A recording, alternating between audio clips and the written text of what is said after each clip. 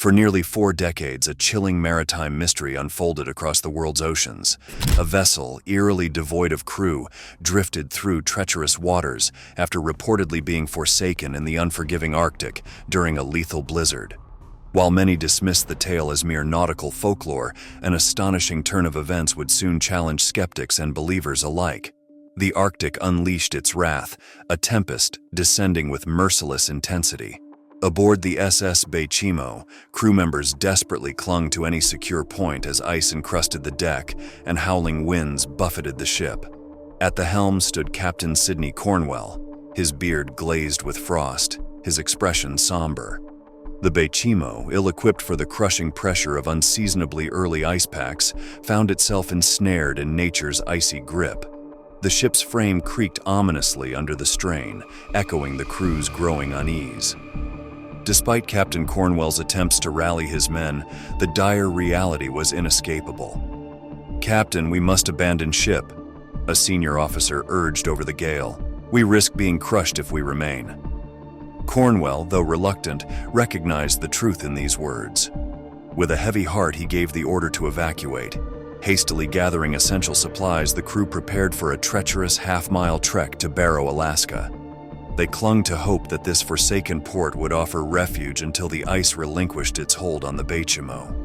As they battled through the blizzard, faces raw from the biting wind, each man grappled with the gravity of their situation. For Captain Cornwell, abandoning the Bechimo was particularly poignant. She had been his charge for nearly a decade, faithfully plying the perilous route between Canada and Scotland. Every plank, every rope was as familiar to him as his own hands. Leaving her to the mercy of the Arctic felt like betraying a loyal companion. The crew reached Barrow as dusk painted the frozen landscape in surreal hues. The town's inhabitants offered what meager comfort they could. That night, Cornwell sat by the fire, his thoughts fixed on the fate of his ship. 3 days later, they returned to where they had left the Bechimo, only to find an expanse of fractured ice stretching to the horizon. The massive cargo vessel had vanished without a trace. Cornwell scanned the desolate scene, his mind reeling. Had the ship broken free or succumbed to the crushing ice? The lack of any debris only deepened the mystery. The crew stood in disbelief. Even in the capricious Arctic, such a disappearance was unprecedented. "She's out there," Cornwell murmured, clinging to a thread of hope. Days later, an unexpected ray of hope arrived in the form of an Inuit seal hunter. "I saw your ship," he announced in halting English, his weather-beaten face etched with certainty. 45 miles west, still afloat." Without hesitation, Cornwell assembled a small team to pursue this lead. Their perseverance was rewarded when they spotted the Bechimo, adrift amidst ice floes. The initial elation, however, quickly gave way to grim reality. Upon closer inspection, the ship's condition was dire. Multiple cracks marred the hull and thick ice encrusted parts of the deck. That she remained afloat seemed nothing short of miraculous, given the extent of the damage. He paced the deck, eyes scanning the horizon. Help was too far, and with winter tightening its grip, time was running out. "We'll take what we can and leave," Cornwell finally said, his voice weighed down with resignation. "She's no longer seaworthy." The crew moved swiftly, gathering the last of the cargo and supplies. Abandoning the Bechimo felt wrong, but there was no other option. As the final crate was removed, Cornwell gave the ship one last glance, her dark silhouette stark against the icy landscape. She had served them well, but now she was at the mercy of the sea. Soon, she would sink and rest on the Arctic Ocean floor, or so Cornwell thought. Months passed. Cornwell returned to Scotland, burdened by the loss of the Bechimo. The Hudson Bay Company declared the ship a casualty of the harsh Arctic winter, a loss. Life went on, and so did his career as a captain, only now without his loyal vessel. But the sea had other plans. Rumors began to circulate among sailors who braved the Arctic waters. A ship had been seen, far from where it should be, battered, weathered, and abandoned. Sailors claimed it drifted aimlessly with no crew aboard. At first, the tales were dismissed as mere sailor gossip, but the sightings persisted, reported by whalers, fishermen, and passing vessels across the northern seas. It was the Bechimo, seemingly still alive. In the spring of 1932, nearly a year after its abandonment, a whaling crew spotted the Vanishing adrift, 250 miles from where Cornwell had last seen her. They tried to board, but a sudden storm forced them to retreat. Over the following months, more sightings were reported, each more bizarre than the last. Cornwell was stunned. He had left the ship knowing it would sink, not drift on. By the time the news reached Cornwell, the Vanishing had already become a legend. A ghost ship, they called her, roaming the icy seas, appearing and vanishing at will. Cornwell was skeptical, but the reports were too frequent to ignore. The Hudson Bay Company, receiving more and more credible accounts, sent a salvage crew north to locate the ship. But when they reached the coordinates of the last sighting, they found only empty waters. The Vanishing had vanished once more. Had she finally sunk, her broken bones resting on the ocean floor? Or was something far more mysterious at play? By 1935, the legend of the Vanishing had spread across the globe. Sailors from every corner told stories of the ghostly ship, always alone, always drifting just beyond reach.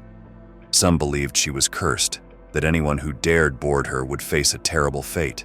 Others thought she was nothing more than a phantom, a trick of the sea's cruel imagination, seen only by homesick or delirious sailors. After all, it wouldn't be the first time sailors had mistaken wishful thinking for reality. But not everyone bought into the phantom theory. Captain Hugh Paulson, a hardened Arctic explorer, scoffed at the idea of ghosts. Having spent his life navigating the perilous waters of the North, he wasn't about to be spooked by an old ship. When he heard about the Vanishing, he was determined to find her and put the ghost stories to rest. After months of preparation, Paulson and his crew set off to track down the elusive vessel. They followed the reports, each sighting like a breadcrumb trail scattered across the Arctic. Every lead brought them closer, yet the Vanishing always remained out of reach, drifting, moving, and constantly evading them. Finally, in the summer of 1935, Paulson's persistence paid off. They spotted the ship, looming on the horizon like a specter from the past. Coated in ice, her hull battered by years of exposure, the Vanishing appeared frozen in time. Paulson ordered his crew to prepare to board, but just as they neared, the weather turned violently. The winds howled, and the ice beneath them began to shift dangerously. They pressed on, but it was as if the Arctic itself conspired with the ship, blocking their way every time they got too close. Within hours, the ice had closed in around them, forcing Paulson and his crew to abandon their attempt. By the time the storm subsided, the Vanishing had vanished once again. Frustration set in, but Paulson returned home empty-handed, his mission unfulfilled. Yet the legend of the Vanishing only grew stronger. She was no longer just a ship. She had become a phantom haunting the northern seas, defying every effort to capture her. Even Paulson, a skeptic through and through, began to question his beliefs. How could a ship simply disappear over and over again as though it willed itself to remain unboarded? A ship didn't just vanish because it didn't want to be found, did it? The years rolled by, but the Vanishing didn't slip into obscurity.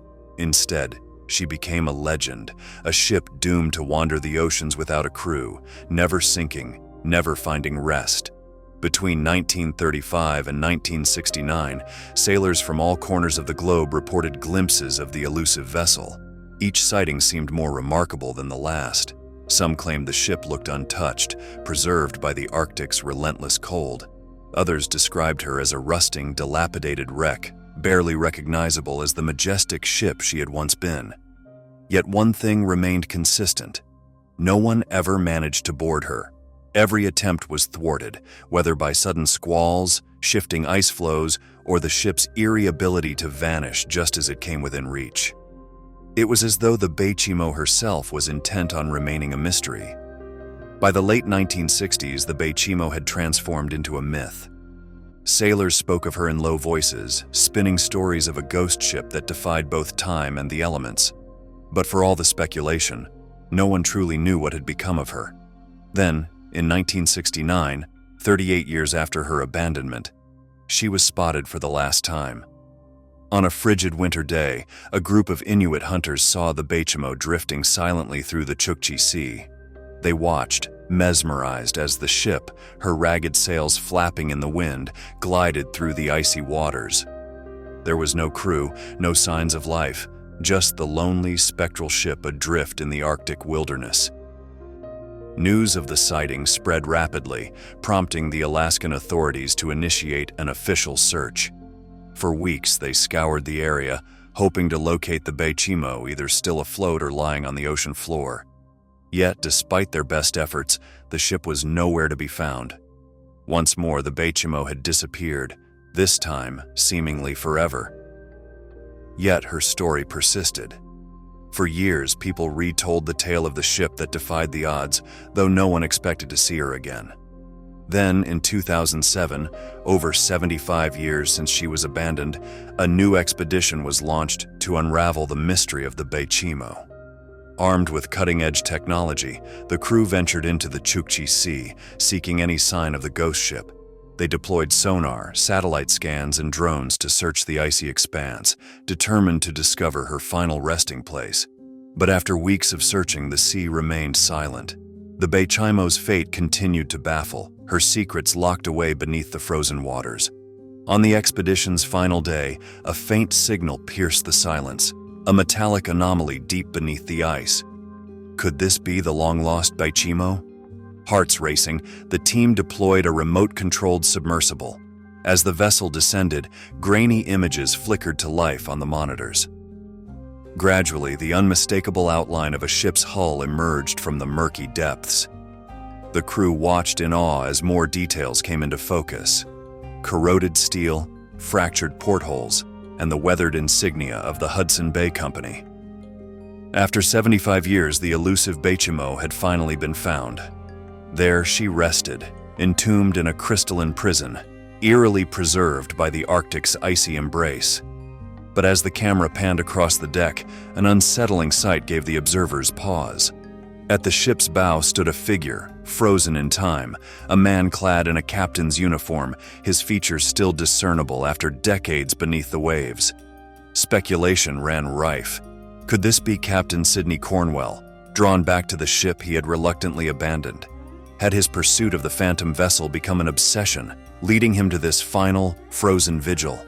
The discovery raised more questions than answers. How had the Bechimo remained afloat for so long, defying the odds? What circumstances led to this haunting tableau on her deck? The ghost ship that had captured imaginations for nearly 4 decades had at last found her resting place, leaving behind a chilling mystery frozen in time. What are your thoughts on this extraordinary tale? How do you think the Bechimo managed to elude capture for so long? And who might the mysterious figure be? Share your theories in the comments below. Until next time, thanks for joining us on this icy adventure.